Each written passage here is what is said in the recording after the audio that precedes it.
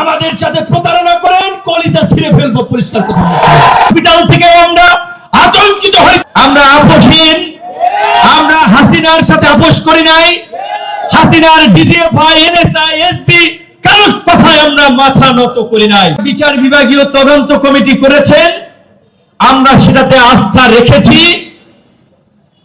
আমরা সরকার বিপদে পড়ুক, দেশে আমাদের এই আন্দোলন প্রতিবাদের সুযোগ নিয়ে অন্যরা নৈরাজ্য করুক, আমরা সেটা হতে দিতে চাইনি। যেই কারণে আমরা কোনো কঠোর কর্মসূচি দেই নাই।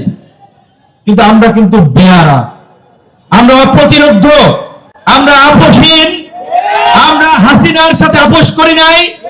হাসিনার ডিজিএফআই, এনএসআই, এসপি কারোর কথায় আমরা মাথা নত করি নাই। সুতরাং আজকের যদি কেউ ভেবে থাকে আমাদের উপরে একটা আক্রমণ করে আমাদেরকে ভয় দেখিয়ে জাতীয় পার্টিকে পুনর্বাসন করবে, আওয়ামী লীগকে পুনর্বাসন করবে, আমাদের জান জবান থাকতে তারা সেটা পারবে না। এইটা আমরা হতে দিব না। ডক্টর ইউনূসের কথায় হসপিটাল থেকে আমরা আতঙ্কিত হয়েছি যখন দেখেছি পত্র পত্রিকায় যে আওয়ামী লীগকে নিষিদ্ধ করা হয় নাই, যে কোনো সময় তাদের কার্যক্রম চালু হতে পারে। এই বক্তব্যের জানি না তিনি এসে এখানে কি ব্যাখ্যা দিয়েছেন, এটা কথার কথা হয়েছে নাকি সেই জবাব সরকারকে দিতে হবে। আপনারা এই উপদেষ্টা যারা আছেন, কারো সন্তান রক্তাক্ত হয় নাই, আপনারা নিজেরা রক্তাক্ত হন নাই, আপনারা জেলে ওইভাবে যান নাই। যে একদম এইখানের এই ছাত্র যুবক তরুণ অল্প বয়সী ছেলেরা জেলে গিয়েছে, মার খেয়েছে, হাত ভেঙেছে, পা ভেঙেছে, রক্ত ঝরিয়েছে, তার বিনিময়ে আপনারা উপদেষ্টা হয়েছেন। কাজী আপনারা যদি বেঈমানি করেন, আমাদের সাথে প্রতারণা করেন, কলিজা ছিঁড়ে ফেলবো। পরিষ্কার কথা, মাফ করবো না, মাফ করবো না।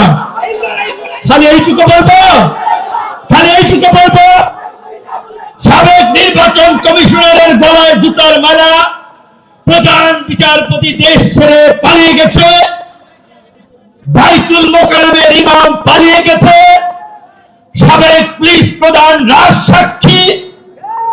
এই পরিস্থিতি দেখেও যদি আপনারা শিক্ষা না নেন, যদি এই গণ অভ্যুত্থানের আকাঙ্ক্ষার বিপরীত কোন কর্মকাণ্ড করেন, ভাগ বাটোয়ারা রাজনীতি পুনঃপ্রতিষ্ঠা করেন, আমরা আপনাদেরকে ছাড় দিব না। এই বাম আঙ্গুল, এটা হাসিনা আমলে ডাকসুর হামলায় ফ্র্যাকচার হয়ে বাঁকা হয়ে গেছে। এই নাকের ডান পাশ বাঁকা হয়ে গেছে ইউনূস সরকারের সময়। ডাক্তাররা বলেছে, আমার ডাক্তার পিজির আমাদের দলের নেতা, তিনি আমার ঢাকা মেডিকেল থেকে শুরু করে কাতারের চিকিৎসার সময় পাশে ছিলেন। অবশ্যই ঢাকা মেডিকেলের ডাক্তারদের প্রতি কৃতজ্ঞতা জানাই, পরিচালক সহ পুরো টিমের প্রতি, এবং সরকারের উপদেষ্টা যারা অনেকে হসপিটালে গিয়েছেন, ব্যক্তিগতভাবে দুঃখ প্রকাশ করেছেন, অনেকে চোখের পানি ফেলে দিয়েছেন, তাদের প্রতি আমরা কৃতজ্ঞতা জানাই।